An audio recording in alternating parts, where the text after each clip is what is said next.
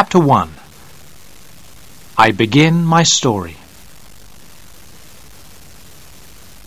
My father and mother died before I was 2 years old. I cannot remember them. My father died first, fighting in the war against the French in 1815. My mother died a few months afterwards. My cousin Ambrose, who was 20 years older than me, became my guardian.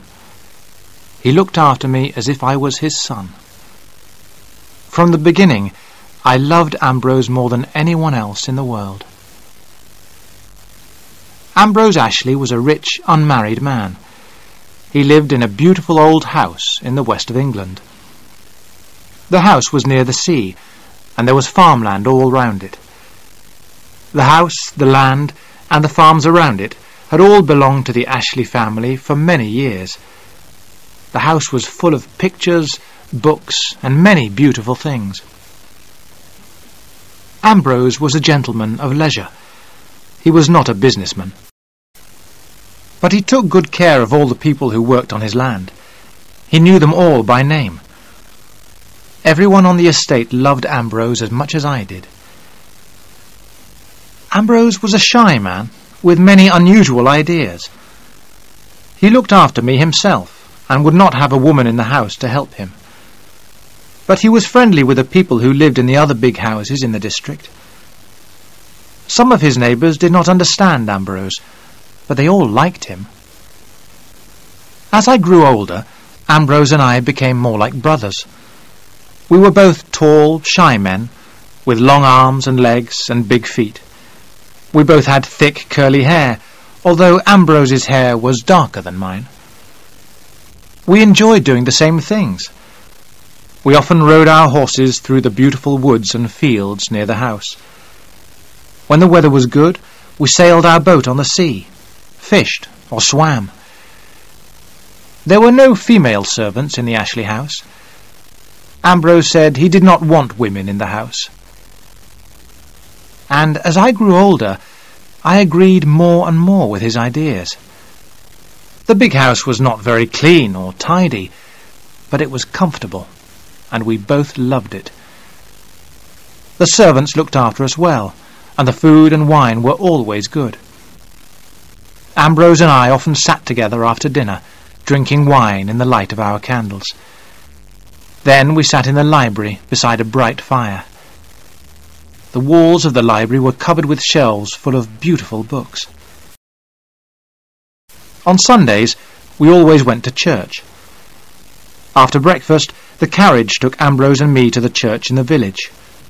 All the servants came to church too. On Sunday evenings, we had an early dinner. Usually, some of our neighbours would eat with us. When I was old enough, Ambrose taught me how to look after his land and his people. I was his heir. The house and the land were going to be mine when Ambrose died. But I never thought that Ambrose would die. We both expected that he would live for many years. Our days together passed in a calm happiness. But sometimes changes come into people's lives that they do not expect. Things happen to us that we can do nothing about. My dear cousin Ambrose is dead. That is why I am writing this story. My cousin Rachel is dead too. And who was my cousin Rachel? You must read my story to find the answer to that question. I know who killed Rachel, but I do not know how my dear Ambrose died. Was he killed too? I shall never be able to answer that question. I shall never know the answer. Perhaps you who are reading this can decide. You must be my cousin Rachel's judge, and mine too. I, Philip Ashley, am only 25 now. Most of my life is in front of me. But the only people I shall ever love are dead. I cannot live with my thoughts any longer. I must write down everything that happened, everything about Ambrose, my cousin Rachel, and myself.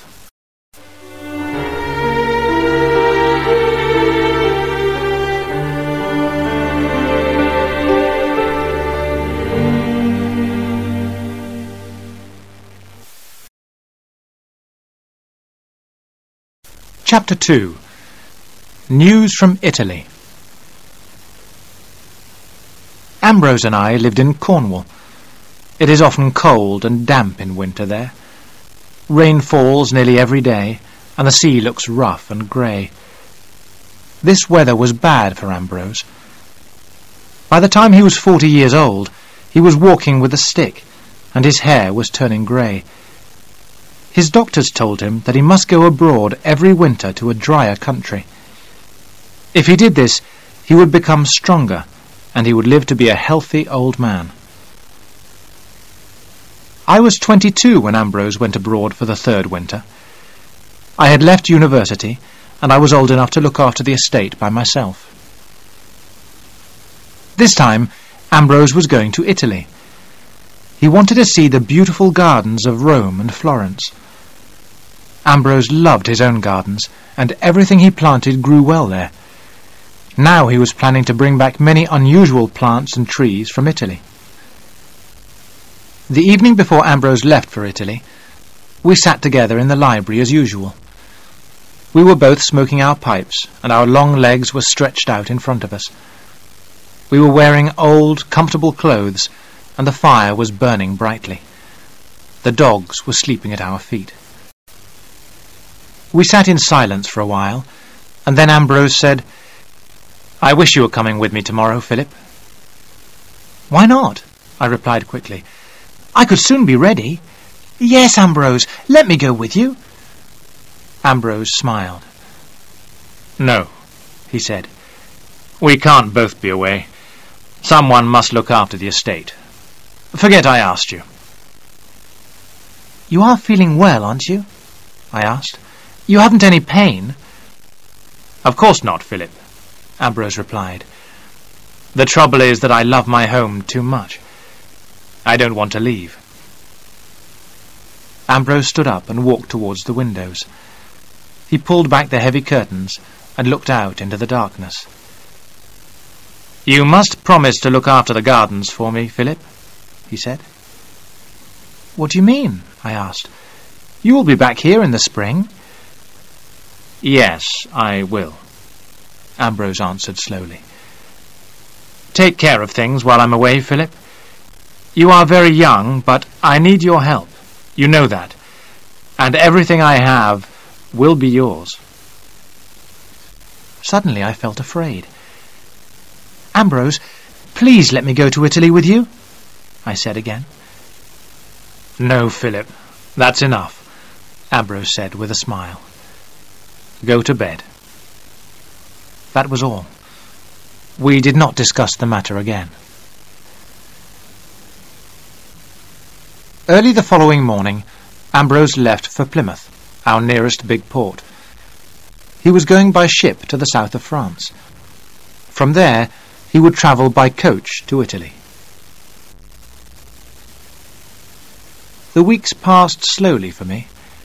They always did when Ambrose was away. But I had plenty to do, and if I was lonely, I rode my horse into the nearest town or visited our neighbours. The first letter from Ambrose arrived in the middle of November. He was well and happy. The journey by ship had gone well. At Christmas, Ambrose wrote to say that he had reached Florence. It was in this letter that he wrote about his cousin Rachel for the first time. He told me that our family and her family were related.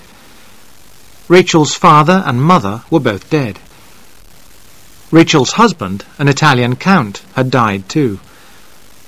She lived alone near Florence in a big house called the Villa Sangaletti. Rachel had planted the gardens of the villa herself, and they were famous for their beauty. I was glad when I read this letter. Ambrose had found a friend who loved gardens as much as he did.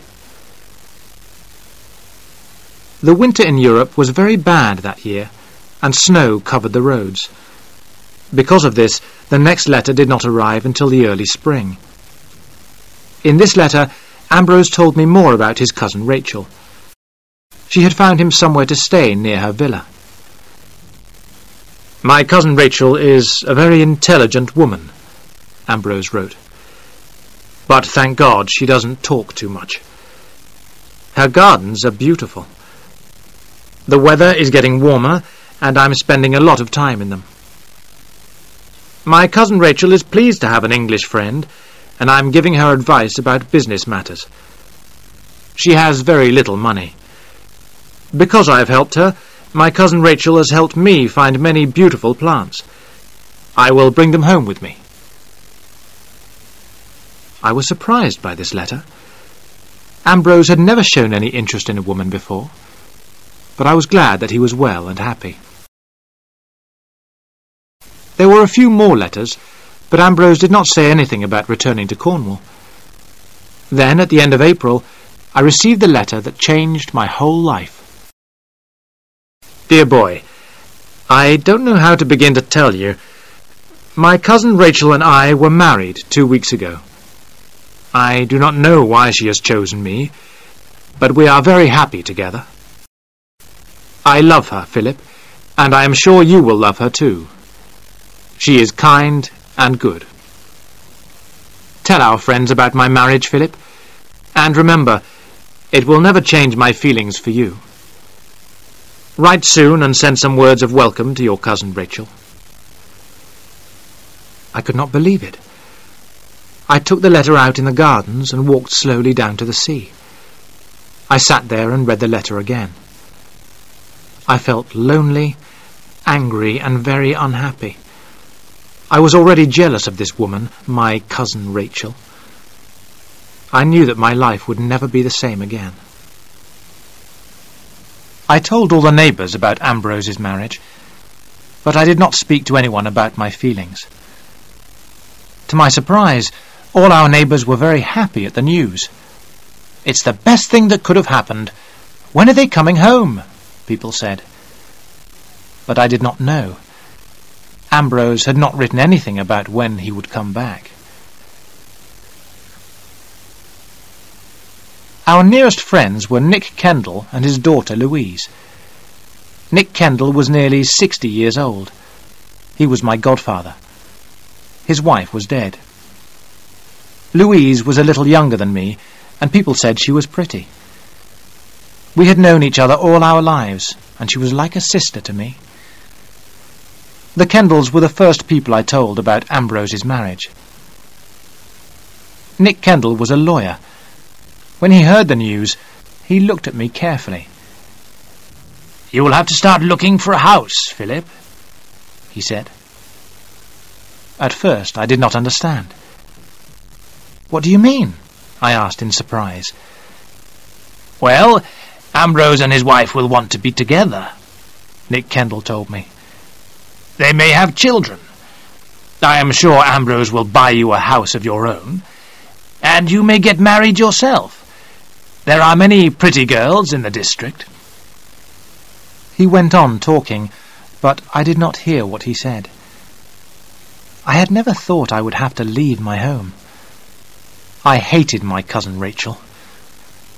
What was she like, this woman who was completely changing my life? Was she pretty or plain? Old or young? In the middle of May, I received another letter from Ambrose. He said that he and my cousin Rachel were staying in Italy for the summer. I was so happy. Thank God, this woman was not going to come to the house yet. I began to enjoy life again. The summer passed and winter came. Ambrose did not return. He continued to write to me, but his letters changed.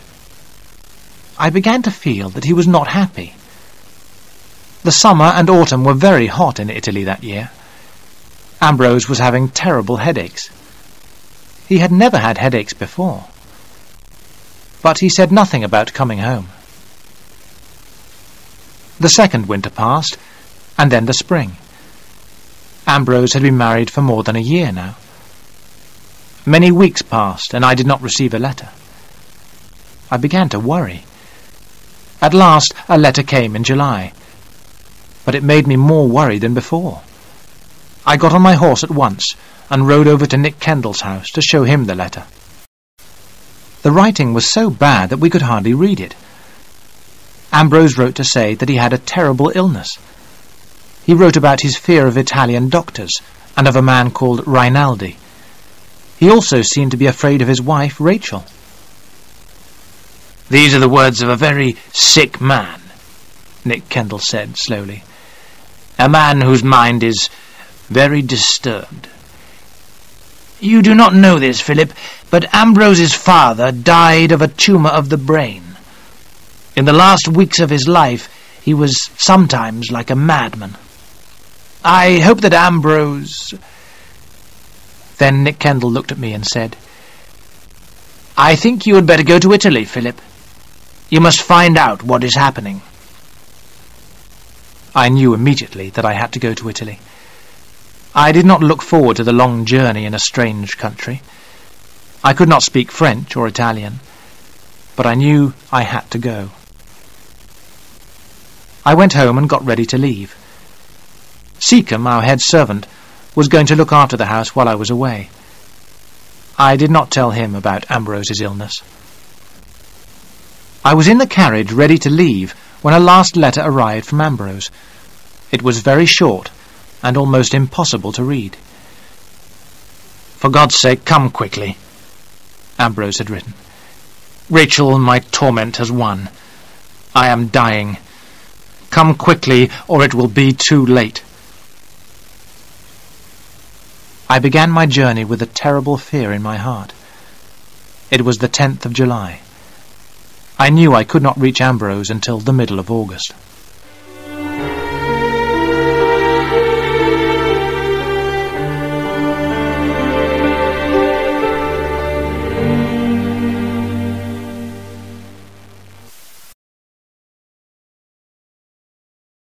Chapter 3. The Villa Sangalletti. I had a terrible journey. The roads were noisy and dirty. The weather got hotter every day. By the time I reached Florence, it was the 15th of August. I found a room in a hotel and washed and changed my clothes. When I went out again, the streets were full of people. It was about 4 o'clock in the afternoon and still very hot. I stopped a carriage. "Villa Sangalletti," I said to the driver. He nodded and pointed up the hill. The horse pulled the carriage slowly up a long, twisting road. At last the driver stopped in front of a gate in a high wall. I made signs to him to wait. There was a bell beside the gate, and I pulled it hard. I waited a few moments, but no one came. I rang the bell again. I heard the sounds of a dog barking and a child crying. It was very hot. Then I heard footsteps, and the gate slowly opened. A servant woman stood in the gateway. There was a long, wide path behind her. It led to the villa. "Villa Sangalletti? Signor Ashley?" I asked. The woman tried to shut the gate, but I pushed past her. A man appeared, and the woman shouted to him in Italian. I heard the words, "Ashley, Inglesi." The man stared at me. "I speak a little English, signore," he said. "Can I help you?" "I have come here to see Mr. Ashley," I said. "Are Mr. and Mrs. Ashley at the villa?" The man looked worried. "Are you Signor Ashley's son, signore?" he asked. "No," I said. "I am his cousin. Tell me, quickly, is he at home?" "You are from England, signore?" the man asked slowly. "You have not heard the news. Signor Ashley, he died 3 weeks ago. Very sudden.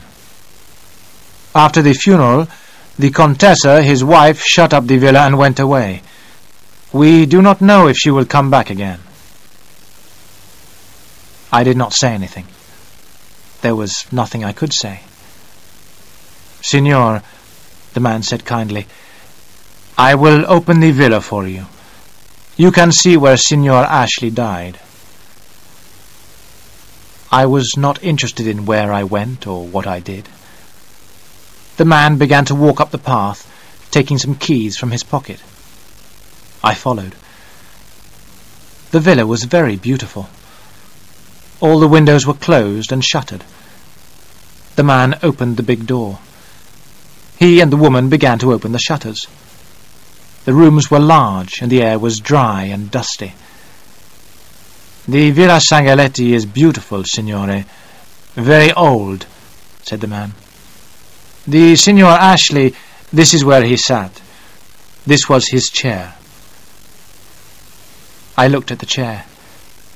I could not think of Ambrose in this house, in this room. I went to the window. Outside there was a little courtyard. It was open to the sky, but shaded from the sun. In the middle of the courtyard there was a fountain and a little pool. A laburnum tree stood beside the pool. Its golden flowers had died, and its small green seeds lay on the ground. "Signor Ashley, he sat here every day," the man said. "He liked to listen to the water falling. He sat there under the tree. In summer they always sat here, Signor Ashley and the Contessa. They drank their tisana here after dinner, day after day, always the same." It was very cool there in the courtyard, and very, very quiet. I thought of how Ambrose had lived at home, walking, riding, always cheerful and busy.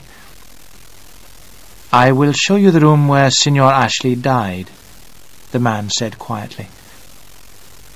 I followed him upstairs into the plain, bare room. I looked at the small, hard bed where Ambrose had died. "He died suddenly," the man told me. "He was very weak from the fever, but sometimes he shouts like a madman. Then one morning the Contessa called for me. He was lying very still. It was the sleep of death. He had a peaceful face. The pain and the madness had all gone." "Madness? What do you mean?" I said. "The madness of the fever," the man replied. "He suffered much pain. Sometimes I had to hold him down in his bed. Then came the fever and the madness. I tell you, signore, it was terrible to see." I turned away. "Why was nothing done?" I said. "Why did Mrs. Ashley let him die? What was this illness? How long did it last?" "At the end it was very sudden, like I told you," said the man. "But he had been very ill all winter. And he was sad.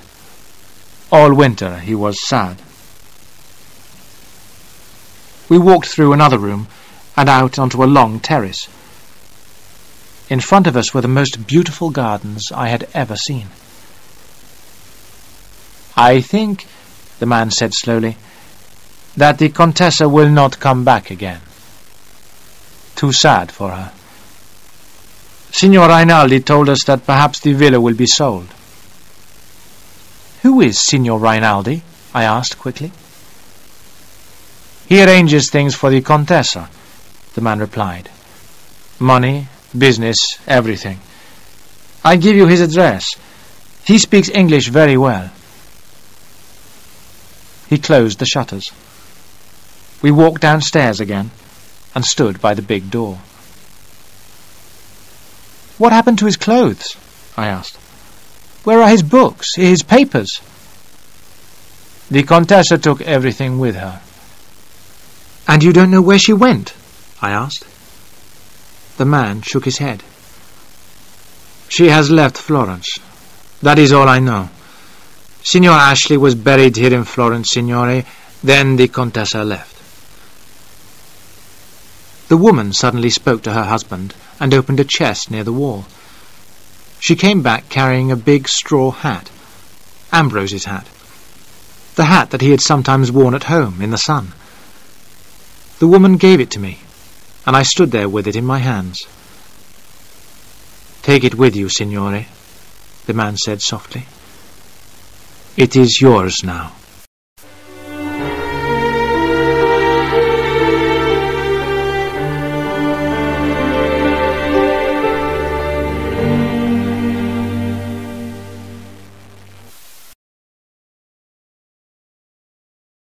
Chapter 4. I meet Rinaldi. On my journey back to Florence, I thought of only one thing. I had to speak to Signor Rinaldi.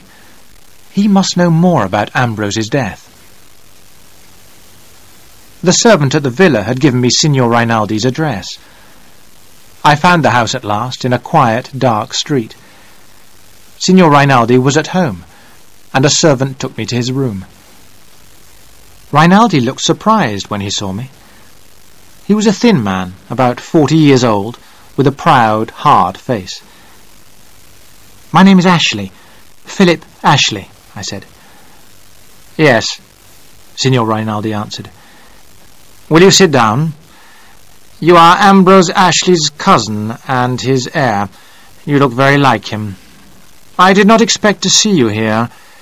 When did you arrive in Florence?" "This afternoon," I replied. "I have been to the Villa Sangaletti." Signor Rinaldi smiled. "Then you have not seen your cousin Rachel?" he said. "She left Florence very suddenly. Your cousin's death was a great shock to her." "It was a shock to me, too, Signor Rinaldi," I said. "Why wasn't I told about Ambrose's illness?"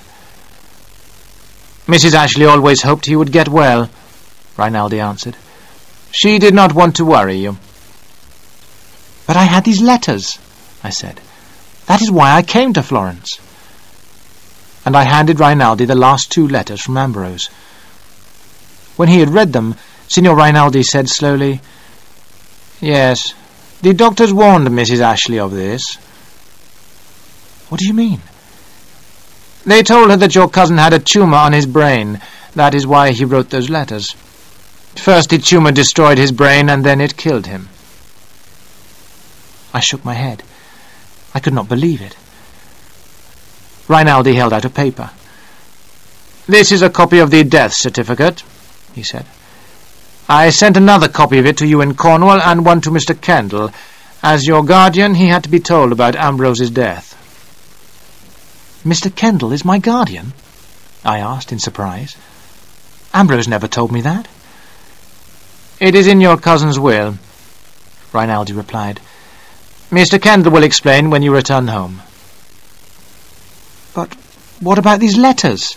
I cried. "Ambrose wrote them to warn me. He was not sick, but in great danger." "Your cousin Ambrose was sick in his mind," Rinaldi answered. "His sickness gave him strange ideas. Because Mrs. Ashley was with him all the time, he suspected her. A sick man often thinks that his dearest friends are his enemies." "If I had been here, Ambrose would be alive now," I said. Rinaldi shook his head. "No," he said, "that is not true. No one could do anything for him." I turned and moved towards the door.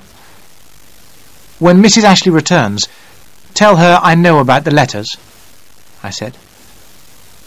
"Your cousin Rachel left Florence very suddenly," Rinaldi said. "I do not think she will come back." I walked out of the cold house and into the dark streets. I did not believe Rinaldi's story. Ambrose had died in great pain and unhappiness, and my cousin Rachel had been the cause of his pain. I was sure of that. I promised myself that one day I would bring pain and unhappiness to my cousin Rachel. I would punish this woman who had killed my dear Ambrose, far away from his home and his friends.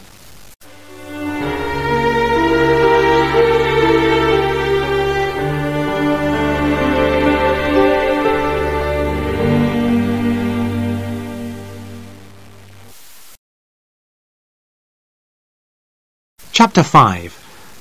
An Argument and an Arrival. I arrived home in the first week of September. I had sent letters, and the servants were already dressed in black. My journey to Italy seemed like a dream. I was glad to be home. I was responsible now for the house and estate. I had to look after them as Ambrose had done. I wanted to do my work well. My godfather, Nick Kendall, visited me as soon as I got back. He brought his daughter, Louise, with him. Nick Kendall had come to explain Ambrose's will to me. "The house and the estate will be yours when you are 25, Philip," he told me. "But for the next 7 months, I am your guardian. If you want money, you must come to me. Of course, I hope one day you will marry. This place needs a woman, Philip." "I want no woman," I said. "Ambrose married, and it killed him." "My cousin Rachel left Florence the day after the funeral," I went on. "Signor Rinaldi told me. She took all Ambrose's things with her like a thief." "You must not call your cousin's wife a thief," Nick Kendall said. "If Ambrose had changed his will when he married, everything would now belong to her. I am surprised that your cousin Rachel has not made a claim." "A claim?" I cried. "But she was the cause of Ambrose's death." "Nonsense, Philip," said Nick Kendall. "Ambrose died of a brain tumour. That is why he wrote those terrible letters." "I don't believe it," I said. "You don't want to believe it," my godfather replied angrily. "Keep those ideas to yourself, Philip. If you don't, there will be trouble." I said nothing. I did not see the Kendalls again for nearly 2 weeks. Then Nick Kendall asked me to go and see him. I found him in his study, a letter in his hand. "Well," he said slowly, "I have news for you, Philip. This is a letter from your cousin Rachel. She has come to England with Ambrose's things. She asks for nothing. She only wants to see the house that Ambrose lived in. She is in a strange country without a friend. You ought to see her, Philip." I smiled. "Of course I'll see my cousin Rachel," I said in a hard, cold voice. "I want to see her very much. Tell her that when you write to her. Tell her that Philip Ashley invites his cousin Rachel to his home." Nick Kendall understood my feelings. "You have become very hard, Philip," he said. "I hope you will not say anything stupid when Mrs. Ashley is here. She was your cousin's wife. You must remember that."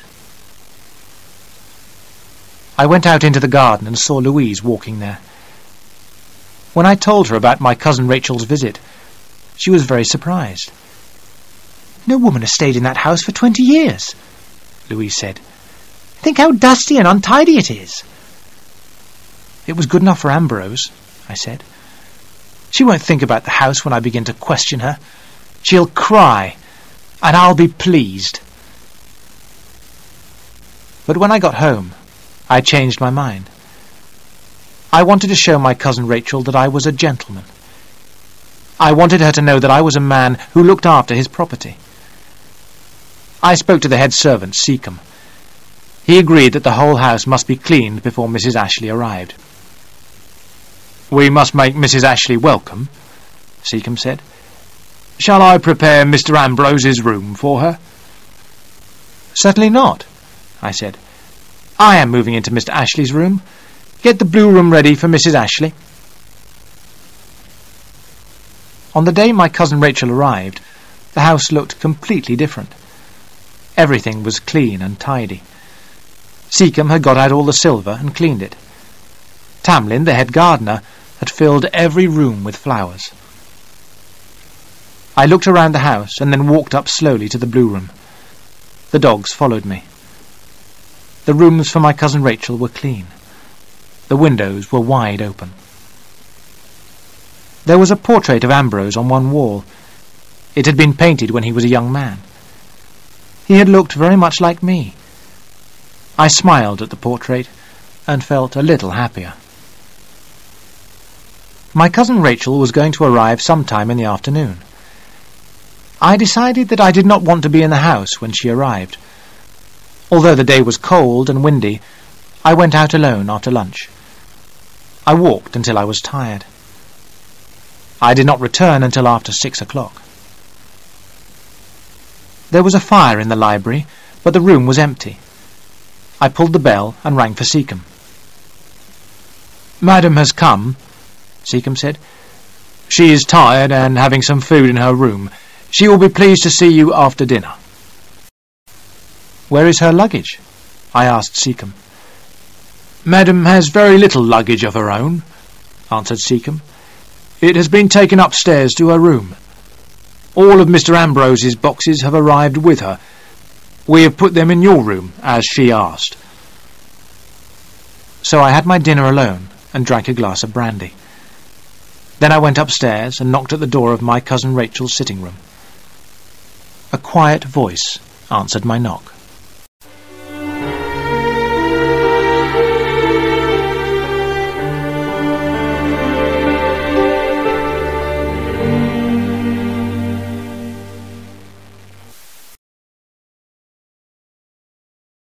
Chapter 6.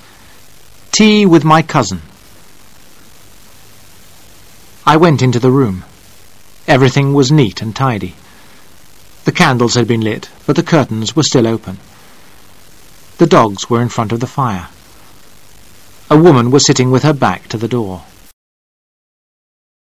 "Good evening," I said. She turned at once, got up, and walked towards me. Now at last I was face to face with my cousin Rachel. She was a small woman, dressed completely in black. Her dark hair was very neat. As she looked at me, her large dark eyes opened wide in surprise. "I hope you are rested," I said awkwardly. "Thank you, Philip. Yes." She sat down by the fire, and the old dog, Don, laid his head on her knee. "Don is your dog, isn't he?" she said. "Is it true that he is almost 15? "Yes," I said. "Ambrose gave him to me on my 10th birthday." "I know," she answered softly. Then my cousin Rachel stood up and moved towards the window. "I want to thank you, Philip, for letting me come," she said. "It can't have been easy for you." It had started to rain. She closed the curtains and we both sat down. "I felt so strange, driving up to the house," my cousin Rachel said. "Ambrose told me so much about it. I was longing to be here." She hesitated on the last word. I knew she had nearly said home. "I hope you will be comfortable here," I said. "There are no women servants in the house to look after you." "That doesn't matter. I don't need anyone to look after me. I have only 2 dresses and some strong shoes for walking." She smiled, and I smiled back. Then I suddenly felt angry. Why was I smiling at this woman who had caused my dear Ambrose's death? At that moment, Seacombe came into the room. "Tea is served, madam," Seacombe said, putting down the large silver tray. On the tray was a large silver teapot that I had never seen before. "What about breakfast, madam?" Seacombe went on. "Mr. Philip has his at 8 o'clock. "I would like mine in my room," my cousin Rachel answered. "Would that be too much trouble?" "Certainly not, madam. Come, dogs, downstairs. Good night, madam. Good night, sir." My cousin Rachel poured me some tea. Seacombe had never served tea after dinner before, but I said nothing.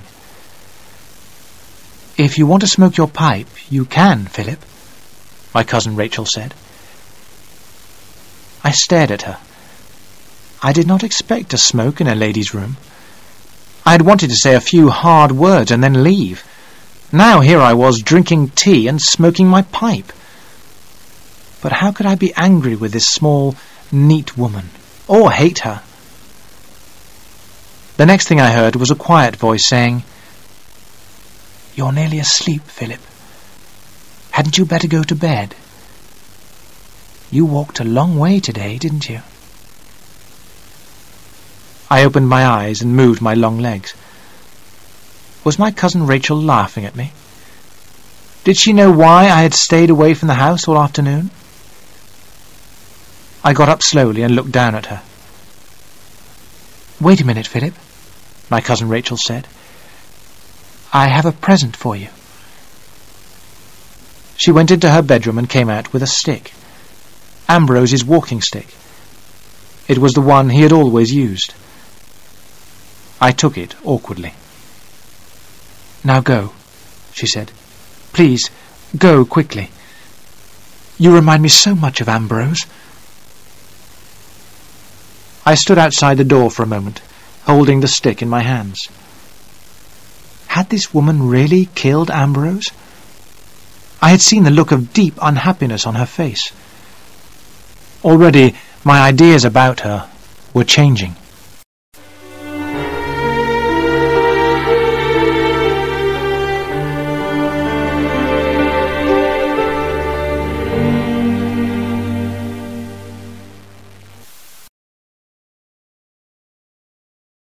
Chapter 7. A Strange Conversation. The following day was Saturday. I paid the men their wages, as Ambrose had always done. But Tamlin, the head gardener, was not there. I was told that he was in the garden somewhere with the mistress. I found them putting new plants into the ground. "I've been here since 10:30, my cousin Rachel said with a smile. "These are some of the plants Ambrose and I found in Italy. I had to put them into the ground quickly. Tamlin has been helping me." "And I've learned a lot of things this morning, Mr. Philip," Tamlin said. "Mrs. Ashley knows far more about these plants than I do." After lunch, I took my cousin Rachel around the estate. She sat on a quiet horse, and I walked beside her. She wore a black dress and a black shawl round her head. She looked very proud and very Italian, not like an Englishwoman at all. To my surprise, my cousin Rachel knew the name of every field and farm on the estate. As I walked by her side, we began to talk about the gardens of my cousin Rachel's villa. "When I was married to my first husband," she said, "I was not happy. So I spent my time planning the gardens of the Villa Sangaletti. I would like you to see them, Philip." I looked up in surprise. Didn't my cousin Rachel know that I'd been to Florence and seen the villa? I thought my godfather had told her in his letter. I began to speak, but the horse moved on, and it was too late. I was very quiet on the way home. After dinner, we sat down together by the library fire. My cousin Rachel was sewing. I smoked my pipe and watched her hands moving quickly. They were small, white hands, and she wore 2 rings on her fingers. "Something is the matter, Philip," she said at last. "What is worrying you?" "Did my godfather tell you I had been away?" "No." "I didn't hear of Ambrose's death from Signor Rinaldi's letter," I said slowly. "I found out about it in Florence, from your servants." My cousin Rachel gave me a long, strange look. "You went to Florence?" she said. "When? For how long?" "I was in Florence for only one night, the night of the 15th of August, I said. The sewing fell from my cousin Rachel's hands. "But I left Florence only the day before. Why didn't you tell me this last night?" "I thought you knew," I answered awkwardly. "I want you to tell me why you went to Italy, Philip," my cousin Rachel said. I put my hand in my pocket and felt the letters there. "I had not heard from Ambrose for a long time," I said. "As the weeks went by, I grew worried. Then in July a letter came, a very strange letter.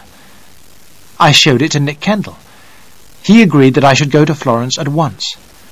As I was leaving, there was another letter. I have them both in my pocket. Do you want to see them?" "Not yet. Tell me what you did in Florence." "I went to the Villa Sangaletti. When I asked for Ambrose, the servants told me he was dead. You had gone away.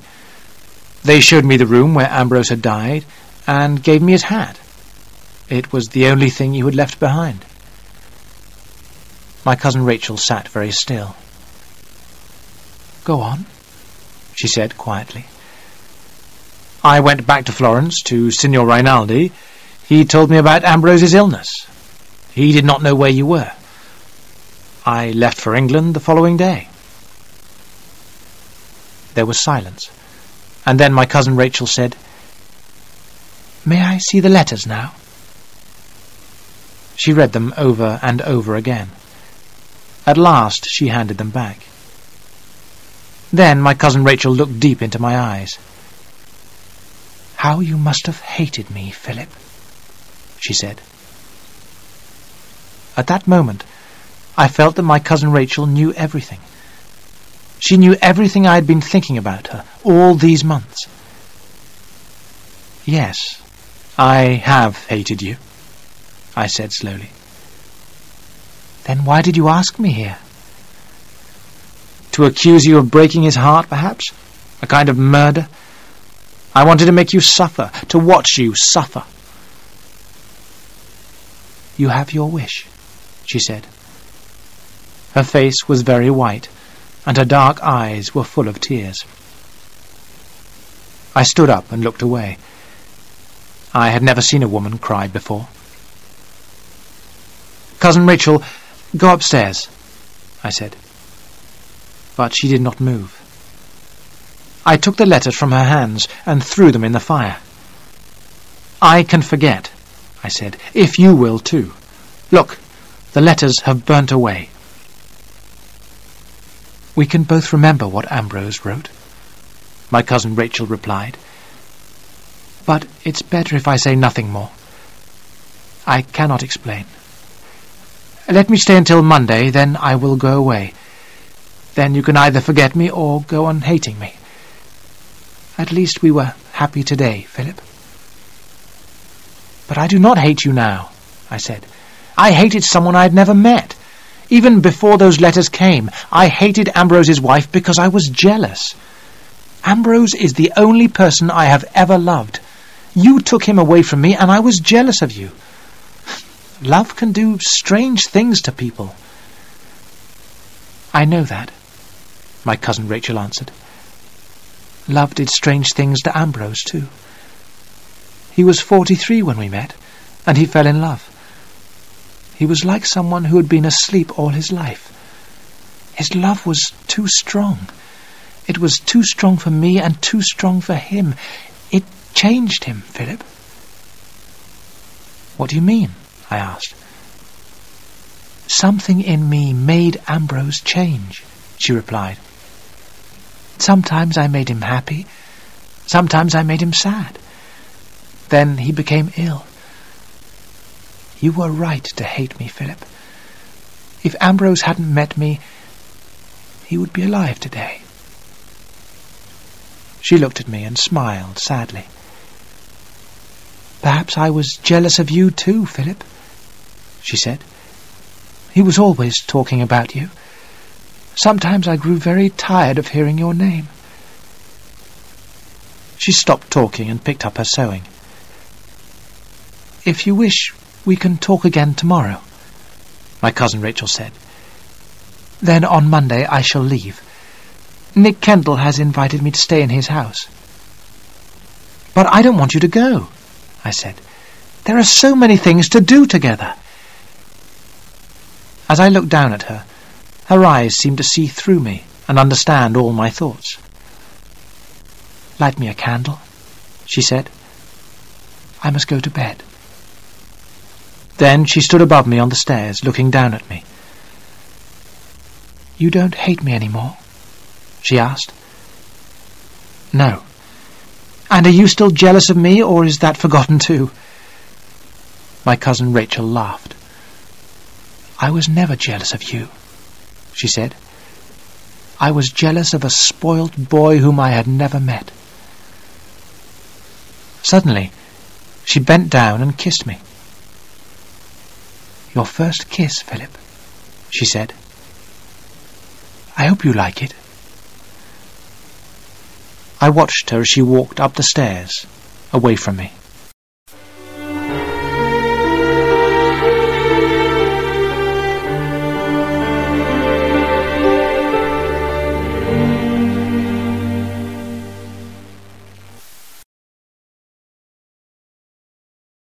Chapter 8.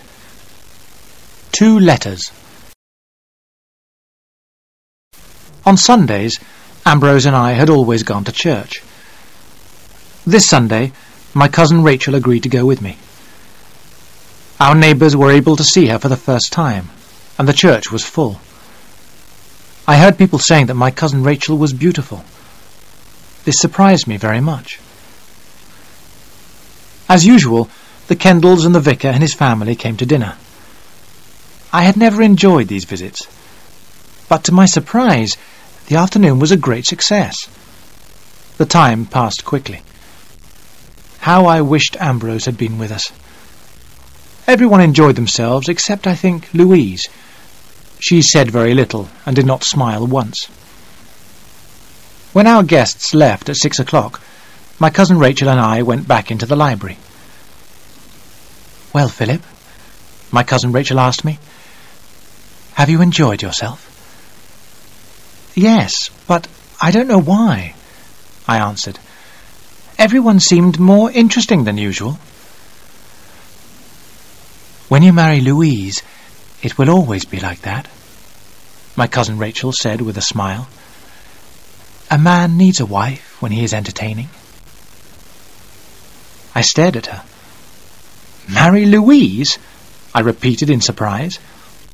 "I'm not going to marry Louise, or anyone." "Aren't you?" my cousin Rachel replied. "Your godfather thinks you are, and Louise does too. She will make you a good wife. When I am gone, you will need a woman here."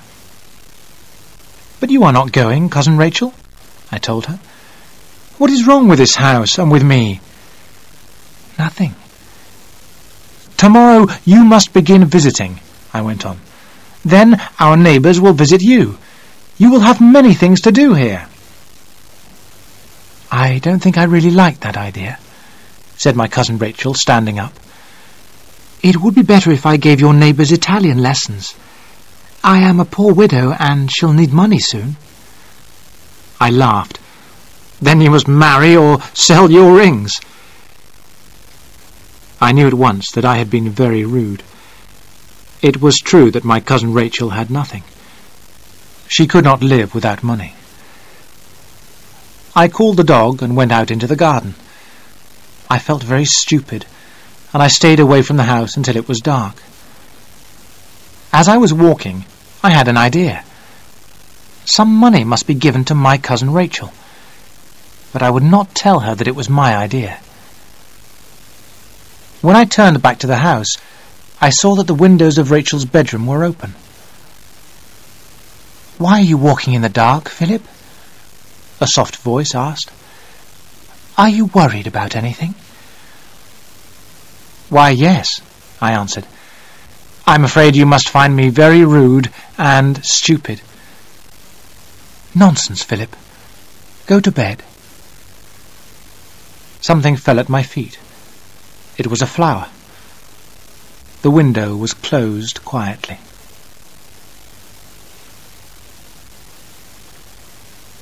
That week, more plants and small trees arrived from Italy.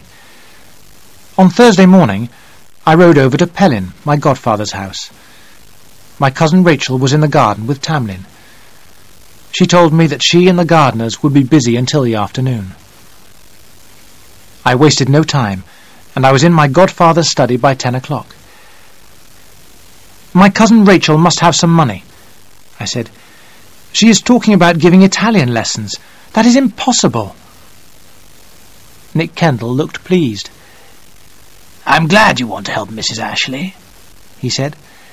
"The bank can pay some money to her every quarter, How much do you suggest?" When I told him, my godfather looked surprised. "That may be too much, Philip," he said slowly. "Ambrose would have wanted me to be generous," I said. "Write me a letter for her, and write a letter to the bank." "You are as impulsive as Ambrose," Nick Kendall said. But he wrote the letters. "I will take the letter to the bank," I said. "But I don't want Cousin Rachel to know that I have arranged this. Will you send a servant to my house with a letter for her?" Nick Kendall agreed. As I was leaving, I saw Louise. "I can't stop," I said at once. "I have come on business." Louise looked at me coldly. "And how is Mrs. Ashley?" she asked. "Well and happy," I answered. "She is very busy in the garden today." "I'm surprised that you are not helping her," Louise said. "I'm sure Mrs. Ashley can make you do exactly what she wants." Louise made me feel very angry, and I left the house without another word. I rode to the bank and gave them the letter. I didn't get home until nearly 4 o'clock. I did not see my cousin Rachel. I rang the bell for Seacombe. He told me that Mrs. Ashley had worked in the gardens until 3 o'clock. Then she had asked for water for a bath. I decided to take a bath too, and I asked for an early dinner. Later, I went to my cousin Rachel's sitting room. I was feeling very happy. She was sitting on a stool by the fire. She had washed her hair, and she was drying it. "Come and sit down," she said. "Why are you staring at me? Have you never seen a woman brushing her hair before? Wait here while I go and change my dress for dinner." My cousin Rachel was in her bedroom when Seacombe came in with a letter from my godfather. I stood up, feeling awkward. There was no sound from the bedroom as my cousin Rachel read the letter. Then suddenly she came out of the room. She looked very angry. "You made Mr. Kendall write this letter," she said. "Did you think I was asking you for money? I am angry and ashamed." "Ashamed?" I repeated. "I would be ashamed if Mrs. Ambrose Ashley had to give Italian lessons. What would people think of Ambrose? The money is yours. Take it." I was angry now. We stood staring at each other. Then my cousin Rachel's eyes filled with tears. She turned, went quickly into her bedroom, and shut the door loudly. That night I had dinner alone. Is that how women behaved? Did they always cry when they were angry? Thank God I had no wife. Poor Ambrose. No wonder he had been unhappy. I knew I would never marry now.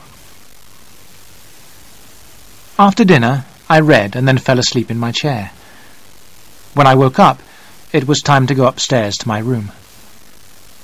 On the table by my bed was a note from my cousin Rachel. "Dear Philip, please forgive me for my rudeness. I have written to Mr. Kendall thanking him for his letter. I thank you too. Rachel." The door to her sitting room was open. I walked straight through and knocked on the bedroom door. The room was in darkness, but I could see my cousin Rachel in bed. "I want to thank you for your note and say good night," I said. "I'm sorry I made you angry. I did not want you to cry." "I cried because of what you said about Ambrose," she said. "I will take the money, Philip, but after this week I must go." "But I thought you liked it here," I said. "You seemed so happy working in the garden. You have a home here. If Ambrose had made another will, this would have been your home." "Oh, God," she cried. "Why do you think I came?" I looked down at her. She looked very young, very alone. "I don't know why you came," I said. But I know Ambrose would have wished you to stay, perhaps to plan the gardens. Very well. I'll stay for a time, she said. Then you aren't angry with me any more? I was never angry with you, Philip, but you are sometimes very stupid. Come closer.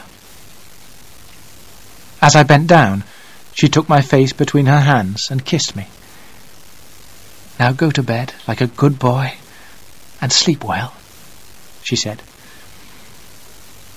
I moved to the door like a man in a dream. When I was back in my room, I wrote a short note to Nick Kendall. I told him that my cousin Rachel would take the money. Then I walked down to the hall to put my letter in the post bag. In the morning, Seacombe would arrange for the letters to be delivered. There were 2 letters in the bag. Both had been written by my cousin Rachel. One was addressed to my godfather, Nick Kendall.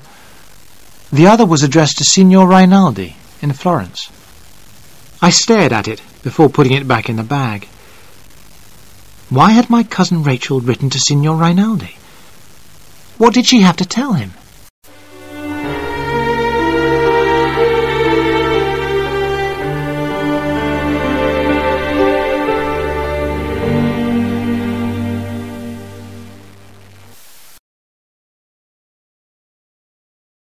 Chapter 9. We open Ambrose's boxes. Now it was October, but the weather was fine, and my cousin Rachel was able to work in the garden. We also had time to visit the tenants on the estate. They all loved my cousin Rachel. When they were ill, she gave them medicines made from herbs. Sometimes, in the afternoons, our neighbours came to the house. Sometimes my cousin Rachel went to visit them. I enjoyed listening to her at dinner. My cousin Rachel told me about the people she had seen during the day. She always made me laugh. But at the end of the month, the weather changed. Rain fell every day. There was no gardening and no visiting. One morning, my cousin Rachel and I were standing at the library window. Outside, the rain was falling heavily. Then Seacombe reminded us about Ambrose's boxes. They were still in my room and had never been emptied. We began to open the boxes. The first box we opened was full of Ambrose's clothes. Suddenly my cousin Rachel was crying. Then she was in my arms, her head against my chest. "Oh, Philip, I'm so sorry," she said. "But we both loved him so much." I moved my lips against her hair. "Don't worry, Rachel," I said. "I'll do this." It was the first time I had called her by her name. She stopped crying, and we continued to unpack the boxes. We decided to give Ambrose's clothes to the tenants on the estate. Then we began to look at the books. As I opened a book on gardening, a piece of paper fell out. It looked like part of a letter written by Ambrose. "She cannot stop spending money," I read. "It is like an illness. If this goes on, my dear Philip, she will spend everything. You must tell Kendall in case—" "What have you there?" my cousin Rachel said suddenly. "That is Ambrose's writing." "It's nothing," I said, and threw the piece of paper on the fire. We continued our work in silence. That same morning, some boxes had arrived from my cousin Rachel from London. New dresses, perhaps. I remembered the words in Ambrose's letter. "It is like an illness. She will spend everything." After dinner, when we went to the library as usual, the most beautiful blue and gold cloth lay over the chairs. "Do you like it, Philip?" my cousin Rachel asked. "It's Italian. It will make beautiful curtains for your room." "Isn't it very expensive?" I asked. "Well, yes, but that isn't important. If you like it, take it, as a present from me." I thought unhappily about the letter, but I could say nothing. As we sat by the fire, my cousin Rachel began talking about her life in Italy. She spoke of the time before she had met Ambrose. I was listening with the greatest interest when she suddenly said, "What was on that paper you threw in the fire, Philip?" "It was from a letter," I said. "Ambrose was worried about money. I can't remember exactly." The worried look went from Rachel's eyes. "Was that all?" she said. "Poor Ambrose. He did not understand life in Italy. He thought I spent too much money. He was very generous until he became ill. Then he changed so much." "How did he change?" I asked. "When I wanted money for the house, he became very angry. In the end, I had to ask Rinaldi for money to pay the servants. When Ambrose found out, he refused to have Rinaldi in the house. It was a terrible time. I did not want to tell you about it, Philip. Ambrose was so ill. He trusted no one. You wouldn't have known him." "That is all over now," I said. "Don't make yourself unhappy. You cannot bring Ambrose back. This is your home now." My cousin Rachel looked into my eyes. "You are so like him," she said. "Sometimes I am afraid. You must not change too." I took her hands in mine. "I will never change," I said. "And we must remember Ambrose as he used to be. This house belongs to all three of us now." "You are very good to me, Philip," my cousin Rachel said as she moved to the door. "I hope that one day you will be as happy as I was with Ambrose at the beginning." She went to bed, and I sat alone by the library fire. My terrible jealousy had returned. But now I was jealous of Ambrose. I was jealous because of the love that my cousin Rachel had given him.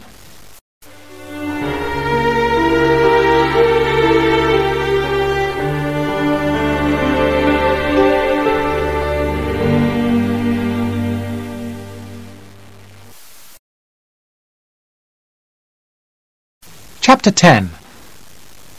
A Christmas Present. In the past, I had always disliked the winter. But with my cousin Rachel in the house, things were very different. When I was with my cousin Rachel, I was happy. When she was away from the house, I was bored. Life was dull and uninteresting until she returned. Like everyone else, I now thought that my cousin Rachel was beautiful. Whenever she came into a room, she made it a happier, more interesting place. In the evenings, we sat together in her small sitting room. We drank tisana, as she and Ambrose had done in Florence. The evenings were the best times. But when I went to my room, I could not sleep. Any day, perhaps, my cousin Rachel would decide to go to London. If she left me, I would feel terribly alone. When Ambrose had been at home, he had always given dinner to the tenants on Christmas Eve. This year, I decided to do the same. My cousin Rachel was very pleased. At once, she began to make preparations. Packages arrived from London, presents perhaps. She began to plan the Christmas meal. One thing worried me. What could I give my cousin Rachel for a present? I thought about it for a long time, and at last I had an idea. I remembered the jewels that belonged to my family. They were kept in the bank for safety. In 3 months' time, on my birthday, they would be mine. But I did not want to wait that long, and I remembered that Nick Kendall had gone to London. I went to the bank that day and asked the manager to show me the Ashley jewels. They were very beautiful, blue, green and red. But my cousin Rachel always wore black. She could not wear coloured jewels with morning clothes. Then I saw the collar of pearls. How beautiful the white pearls would look on my cousin Rachel's neck. "Your mother was the last woman to wear this collar," the manager said. "All the brides of the Ashley family wear it on their wedding day." I put out my hand and took the collar. "I will take this with me," I said. The manager looked worried. "The pearls are not yours until the 1st of April, he said. "I don't think Mr. Kendall would like you to take them away." "I'll speak to Mr. Kendall," I said. I put the collar in its box and stood up. I knew the pearls were the right present for my cousin Rachel. I felt very excited. Then, at last, it was Christmas Eve. Seacombe had brought a tree into the house and had decorated it as usual. Dinner was to start at 5. After dinner, everybody would have a present. This year, my cousin Rachel was going to give out the presents with me. Before I dressed for dinner, I sent the collar of pearls to her room. With it was a note. "My mother was the last woman to wear this. Now it belongs to you. I want you to wear it tonight and always. Philip." When I was ready, I went downstairs and waited for my cousin Rachel. She came in slowly.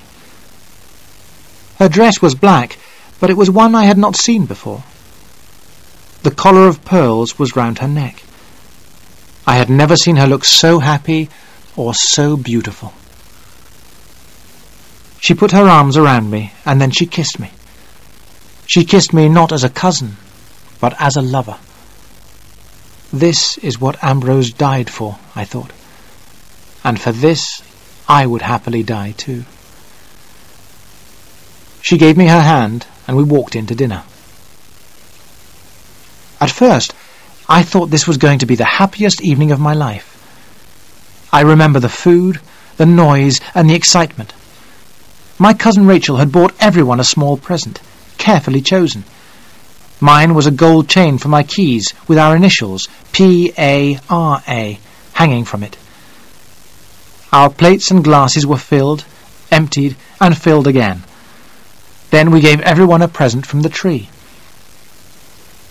When dinner was over, I spoke to my godfather, Nick Kendall, for the first time that evening. "Good evening, sir, and Happy Christmas," I said. Nick Kendall looked angry, and he said nothing. He was staring at the collar of pearls around my cousin's neck. Then at last the tenants had all left. Louise and my cousin Rachel went upstairs, and I found myself alone with my godfather. "I have some bad news from the bank," he said. "The manager tells me that Mrs. Ashley is already several £100 overdrawn. I don't understand it. She must be sending money back to Italy." "She is very generous," I said, "and there were debts in Florence, I think. You must give Mrs. Ashley more money." Nick Kendall looked unhappy. "There is something else, Philip," he said. "You should not have taken that collar of pearls. It is not yours." "It will be mine in 3 months' time," I said quickly. "My cousin Rachel will take good care of it." "I am not so sure," Nick Kendall said. "I have been hearing stories about Mrs. Ashley and her first husband. They were both well known for their bad lives. They spent money carelessly." "That can't be true," I cried. "True or not," my godfather replied, "I'm afraid that collar must go back to the bank." "But I gave it to my cousin Rachel as a present. She has a right to wear the collar." "Only if Ambrose had lived," Nick Kendall said. "That collar of pearls is worn by the Ashley brides, no one else. If you do not ask Mrs. Ashley to give it back, I will." Then suddenly my cousin Rachel and Louise were in the room. "You are quite right, Mr. Kendall," my cousin Rachel said. "I was very proud to wear the collar, and now I shall give it back." And she took off the collar and gave it to my godfather. "Thank you, Mrs. Ashley," he said. "And now Louise and I must go. We wish you both a happy Christmas." When they had gone, my cousin Rachel held out her arms. I went up to her. "I'm so sorry," I said. "Everything has gone wrong. My mother wore those pearls on her wedding day. That is why I wanted you to have them. Don't you understand?" "Of course I do, Philip dear," she said. "If Ambrose and I had been married here, he would have given them to me on my wedding day." I said nothing. My cousin Rachel had not understood. I was thinking of another wedding day, a wedding day in the future.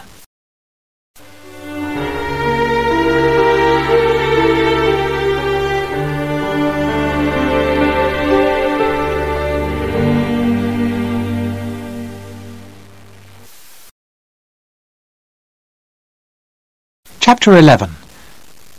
Rinaldi again. The new year began, and my birthday on the 1st of April was 3 months away. How I wanted to have control of my own money. I was tired of Nick Kendall being my guardian. However, I could spend money on the house. I decided to make it beautiful for Rachel. There were many repairs to be done. From January, I had nearly 20 men working for me. The bills for the work were sent to my godfather. Rachel and I had many plans for the gardens, too. Work had started on a sunken water garden. We had found the design for the water garden in one of Rachel's books. Because there were so many workmen in the house, we could not have visitors. My cousin Rachel and I stayed quietly at home, and I was very happy. I loved to watch Rachel move about the house. I loved to hear her voice. When her hands touched me, my heart beat faster. The first days of spring came, and the sun shone. Then something happened which took all my happiness away again.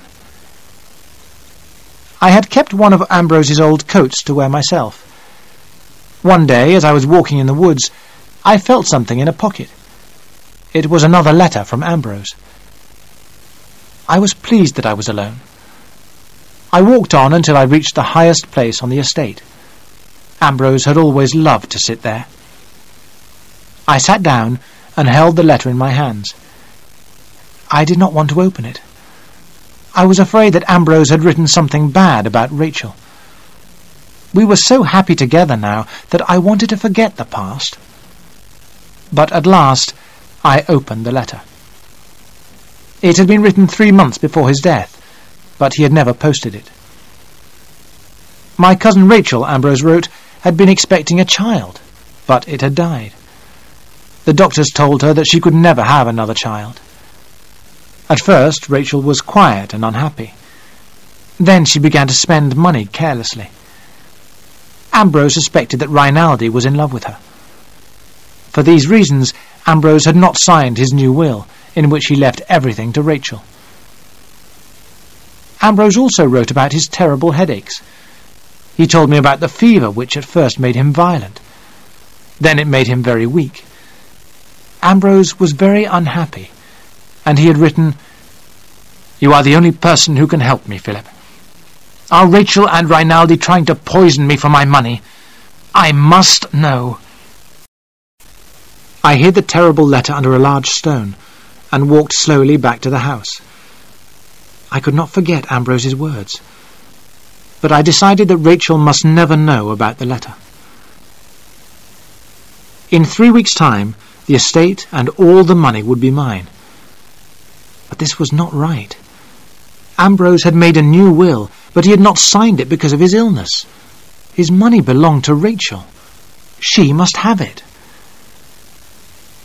That night, I asked Rachel about Ambrose's will. She showed me a copy of it, which I read carefully. Everything had been left to Rachel.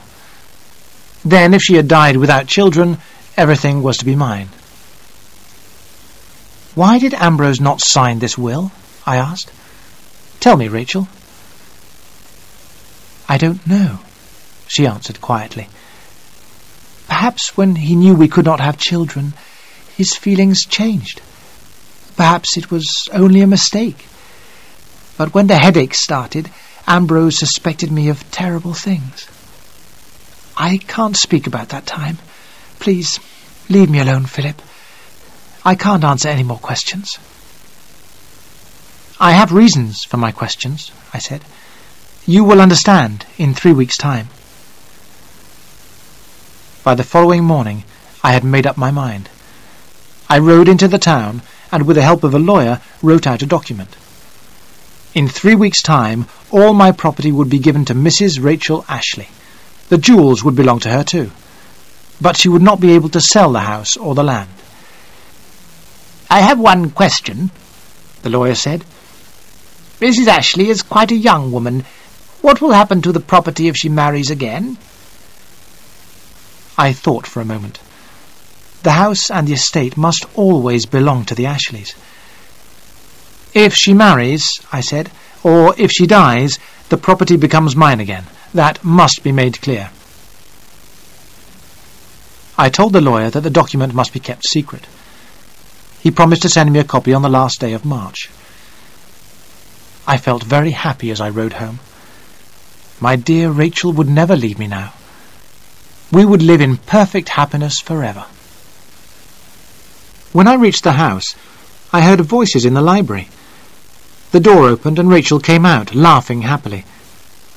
"Come and see my visitor, Philip," she cried. "He has come a long way to see us both." The man stood up and held out his hand. It was Rinaldi. We stood there, looking at each other. Then Rinaldi began talking about his journey. Rachel suggested that he should stay in the house for a few days. I could say nothing. During dinner, Rachel and Rinaldi talked about people and places I knew nothing about. Often they spoke in Italian, and I could not understand a word. At last, Rachel stood up and said, "You must excuse us, Philip. Rinaldi and I have some business to discuss. He has brought papers I must sign." They went upstairs, and I walked alone in the gardens. I felt cold and unhappy. I stayed outside until the light went out in Rinaldi's room. I had just reached my own room when there was a quiet knock on my door. "I came to wish you good night," my cousin Rachel said. "Why didn't you come and drink tisana with us, Philip? You must make Rinaldi welcome. He is a very old friend of mine." Rinaldi stayed with us for 7 days. As he laughed and talked with Rachel, I began to hate him. When it was time for Rinaldi to leave, he took my cousin Rachel's hand and kissed it. "Write and tell me your plans," he said. "I shall be in London for some time." "I am making no plans until after the 1st of April, Rachel replied with a laugh. Rinaldi smiled. "I hope Philip enjoys his birthday," he said. "The 1st of April is All Fool's Day, isn't it? But perhaps Philip doesn't want to remember that." When Rinaldi had gone, Rachel smiled at me. "You have been very good, Philip," she said. "Are you glad we are alone again?"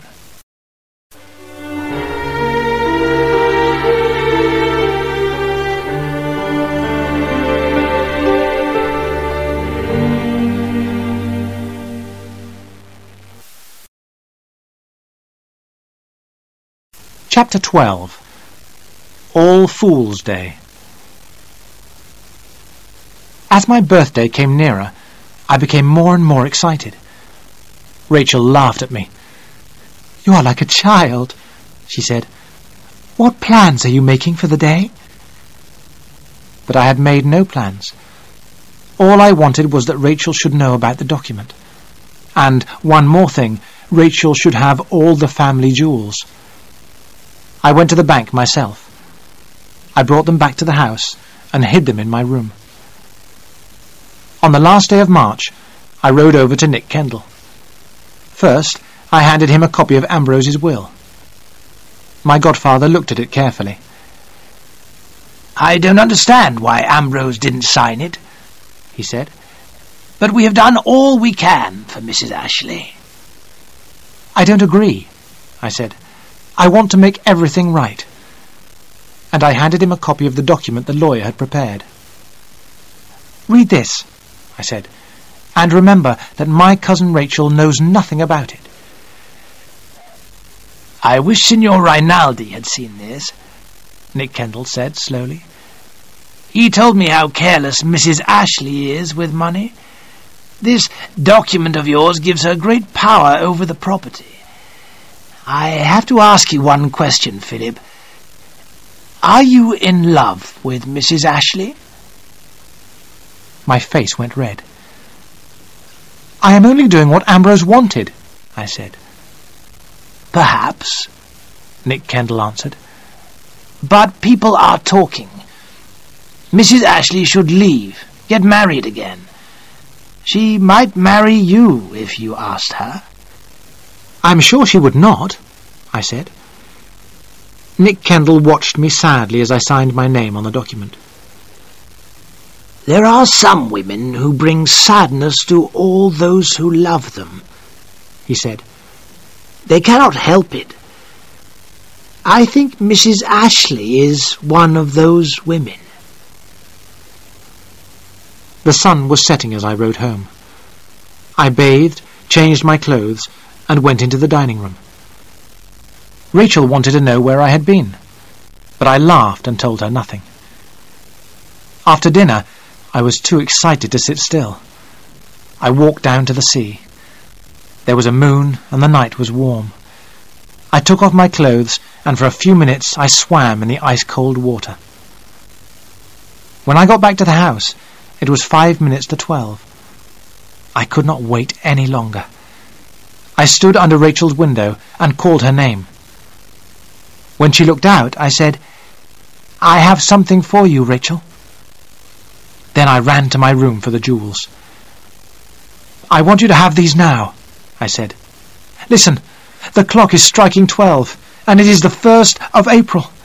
I am 25, and I can do what I like."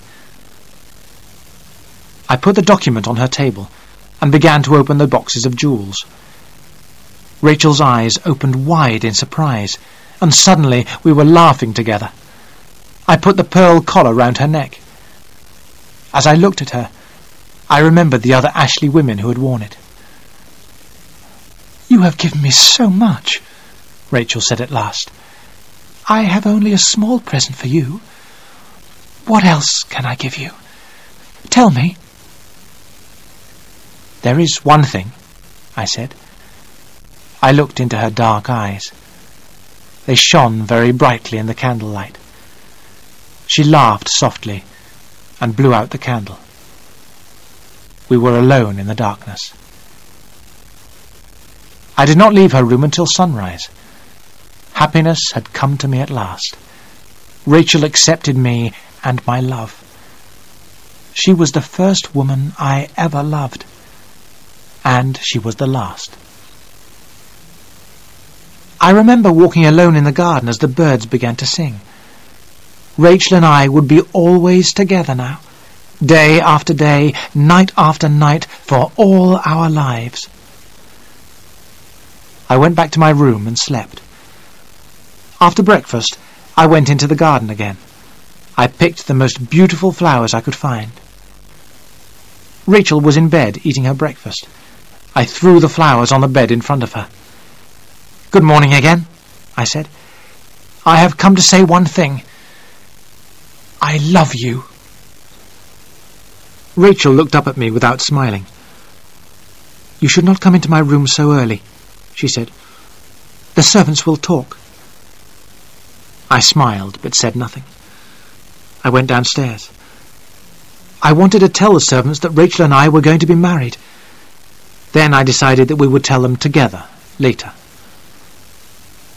I walked in the gardens until it was time for Rachel to leave her room.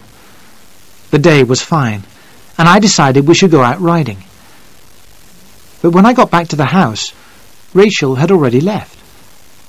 I waited for a long time, but she did not return. At last, I walked along the road, hoping to meet her. When I saw the carriage, I stopped it. I got in and sat down beside Rachel. She was wearing a veil, and I could not see her face. "Where have you been?" I asked her. "To see your godfather." "You cannot change anything," I told her. "I am 25. Everything I have is yours." "Yes, I understand that now," Rachel said, "but I wanted to be sure." Her voice was quiet. I did not think she was smiling. "Let me look at your face," I said. She lifted her veil. There was no love in her eyes now. "I think Louise was a little more friendly today," Rachel said. "She will make you a good wife. We made plans to meet in London together." I looked at her in surprise. It was unkind of her to make jokes about Louise. And why was Rachel talking about London? We had made no plans to go there. "Come into the woods, Rachel," I whispered. "I want to kiss you so much." She did not answer, but took something out of her bag. "Here is your present," she said, and she gave me a small gold pin for my tie. If I had known about the money, I would have bought something larger. As I dressed for dinner, I could think of only one thing. Money is the one way to please her. The one way to please her. When we sat down together for my birthday dinner, Rachel was wearing the pearl collar. We both drank wine, and I started to feel happier. Time would soon pass. When the morning time was over, Rachel would be my wife. While we were sitting at the table, the Kendalls came into the room. When they had wished me a happy birthday, I stood up, my glass in my hand. "From this morning, I have been the happiest of men," I said. "I want you to be the first to know. Rachel has promised to be my wife." I smiled at them all, but Rachel's face was hard and cold. "Have you gone mad, Philip?" she said. She looked at the Kendalls. "You must forgive him. He has drunk too much wine. I am sure he will apologize." Rachel got up, and the others followed her out of the room. I stood without moving until I heard them leave the house. When Rachel came back, we stared at each other without speaking. Then Rachel said, "You had better go to bed, Philip, before you say any more foolish things." "Foolish?" I repeated. "But last night... Surely you love me, Rachel. Last night you proved that you loved me. It was a promise of marriage." "No, Philip, I had no thought of marriage. I was thanking you for the jewels, that was all. There was no love." I looked at her hard, cold face. I began to understand what Ambrose had suffered. She had everything. What else could I do? Suddenly, I wanted to frighten her, to show her my strength. I put my hands round her neck, and I looked into her eyes. "Will you marry me now?" I whispered. Her dark eyes were full of fear, but she did not speak. I loosened my fingers. There were red marks on her white skin. Rachel turned and went upstairs. I followed her, but she was too quick for me. She closed her door and locked it. As I stood there, I saw myself in a mirror on the wall. There I stood, tall, awkward, white-faced. But was it myself or Ambrose standing there? As I lay in bed, I heard the clock strike midnight. All Fool's Day was over.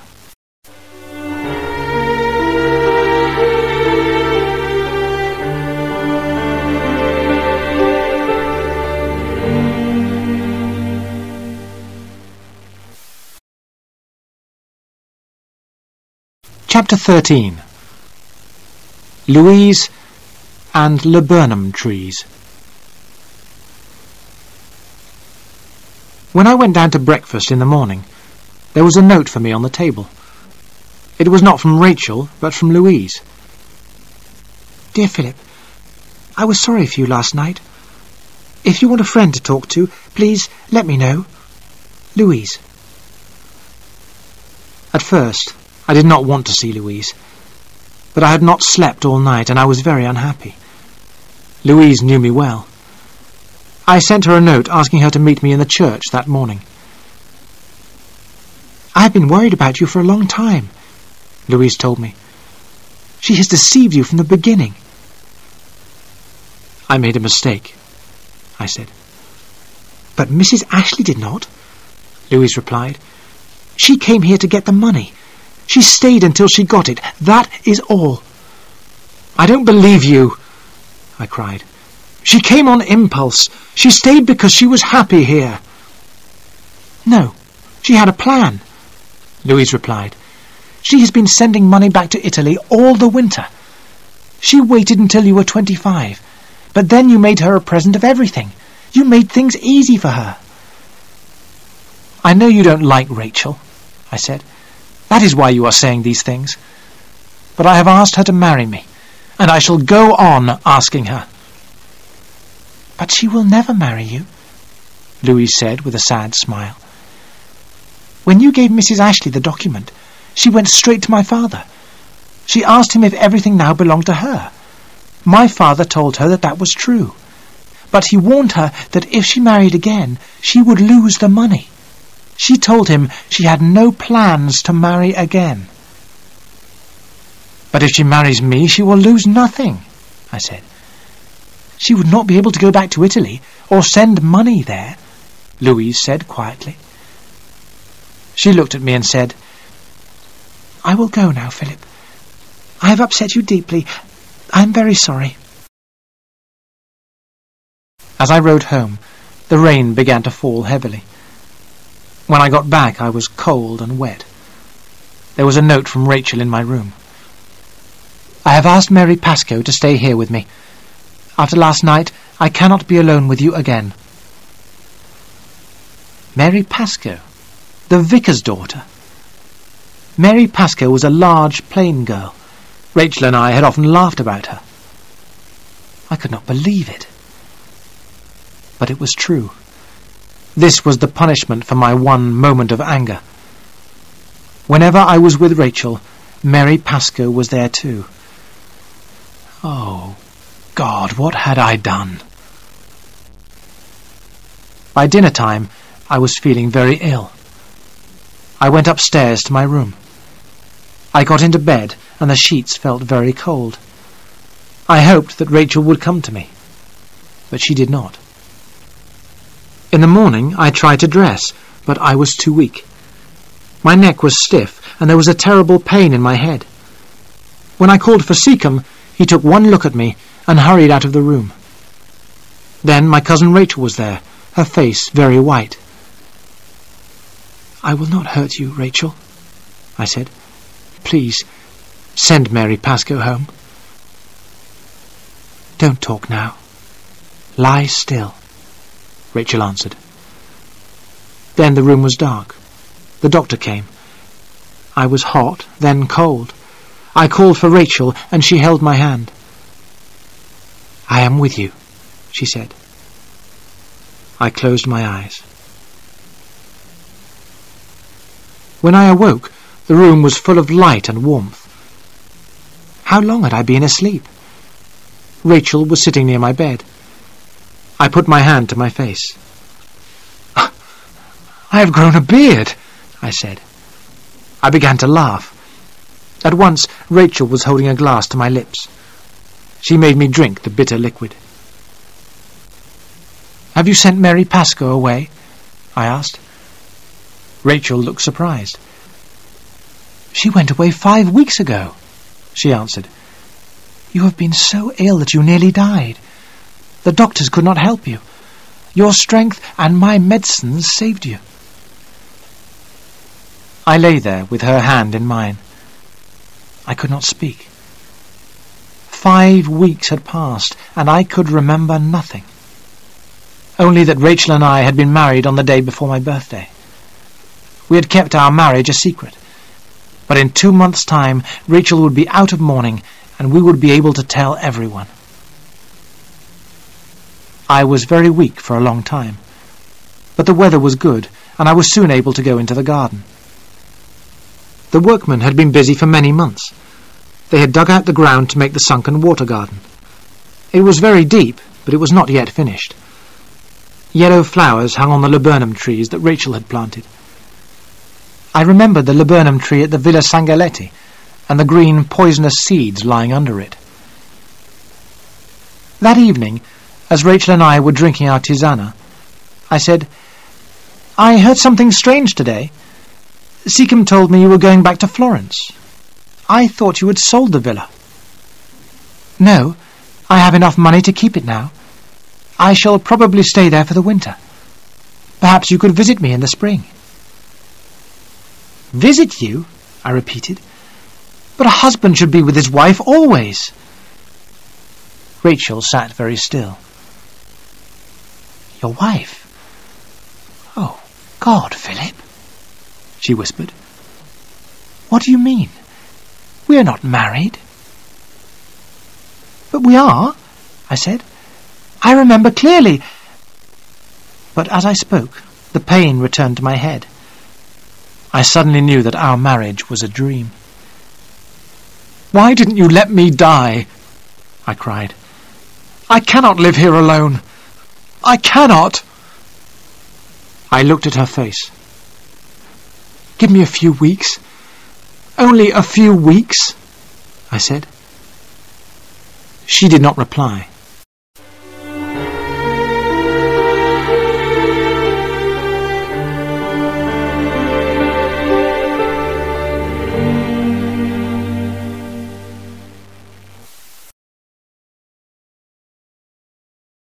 Chapter 14. What is the truth? The summer came, but Rachel did not speak of leaving. I became stronger. But sometimes the terrible pain in my head came back, and I could not think clearly. But I told Rachel nothing about it. Then Rachel began to drive into the town, 2 or 3 times a week. When I asked her about these visits, she told me that she had a lot of business to do. One day, when Rachel was busy at home, I rode into the town alone. It was Saturday, and the streets were full of people. As I walked slowly through the town, a man came out of an inn. He stood in the doorway for a moment, looking up and down the street. It was Rinaldi. That evening, as Rachel was going up to her room after dinner, I stopped her. "How long has Rinaldi been in the town?" I asked. "Why is he here?" "Because he is my friend," Rachel answered. "I know you hate him, and do not want him here. Ambrose was jealous of him. Are you, too?" "Yes," I said. "I hate Rinaldi because he is in love with you. Send him away." "Certainly not," she said. "I need him. I will have him here if I wish. The house is mine." In my anger, I took a step towards her. "Don't touch me," she cried. "That is how Ambrose behaved. I can't suffer it again." I turned away. "If you want to see Rinaldi, ask him here," I said. "Don't go secretly into the town to meet him."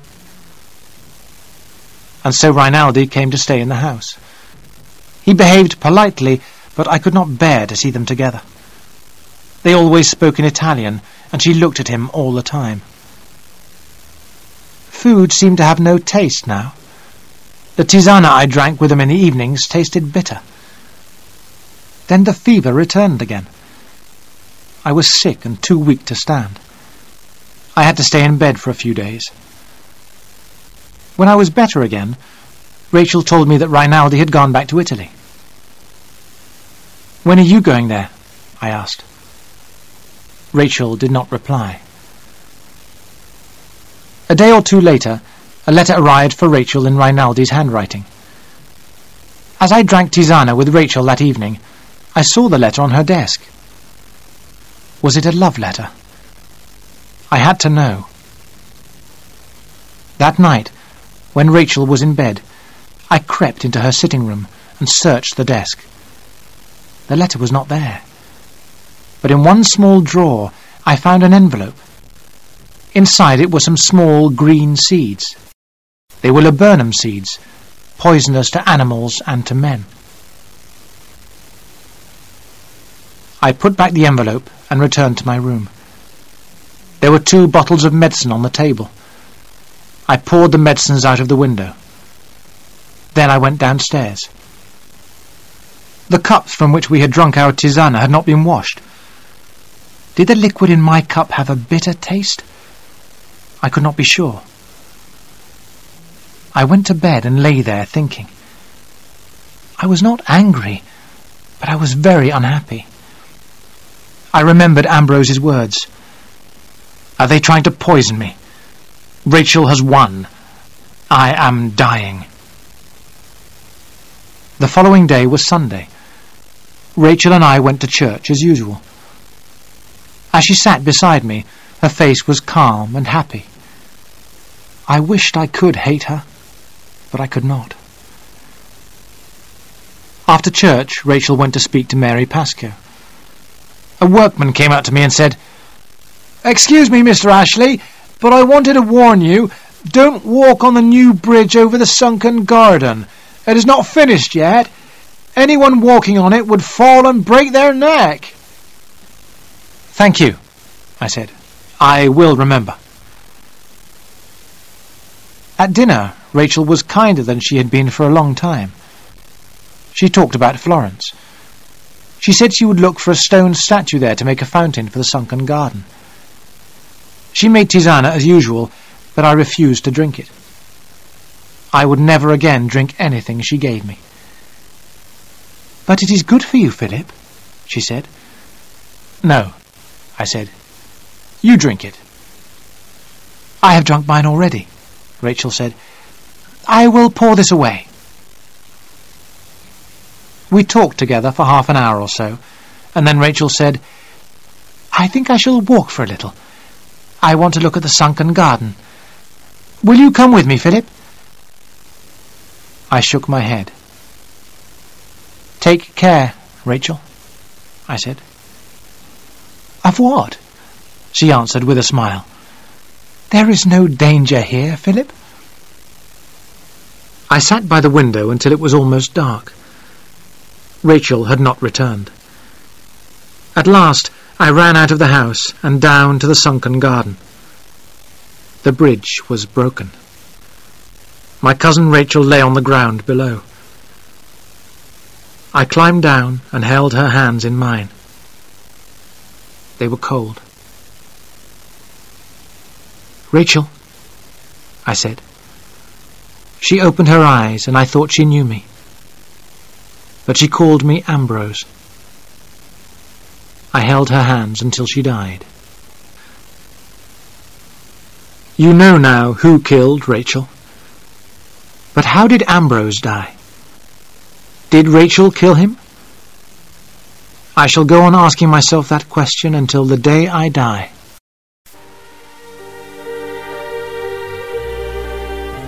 I live alone now.